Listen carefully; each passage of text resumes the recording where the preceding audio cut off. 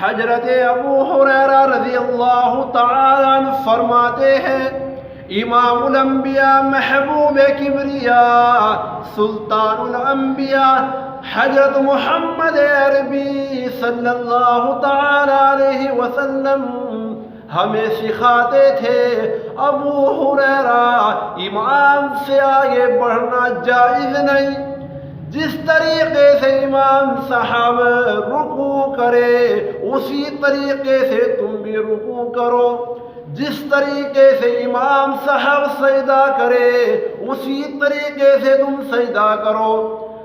امام الانبیاء صلی اللہ تعالی علیہ وسلم سکھاتے تھے ابو ہریرہ جس طرح امام صاحب نماز میں کھڑے ہو اسی طریقے سے تم بھی کھڑے ہو۔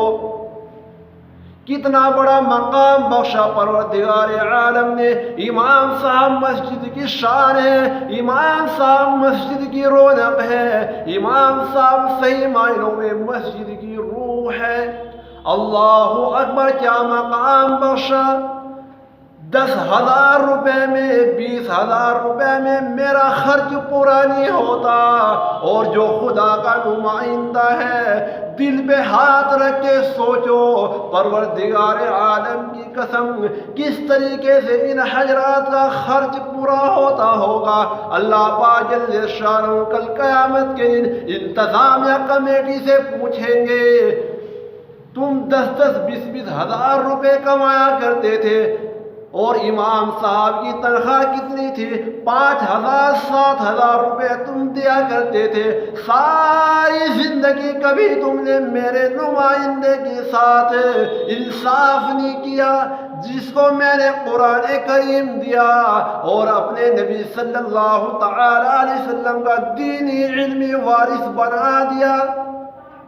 اللہ پاک جل شانہ کل قیامت میں انتظامیہ کمیٹی سے پوچھیں گے بتاؤ کیا تم نے انصاف کیا؟ کیا جواب دیں گے ہم خدا کی قسم قیامت کے دن؟ اور اعلان ہوگا وَامْتَازُوا الْيَوْمَ أَيُّهَا الْمُجْرِمُونَ، خبردار الگ ہو جاؤ مجرموں، آج الگ ہو جاؤ، میرے ان نیک بندوں کے پاس کھڑا ہونے کی اجازت نہیں۔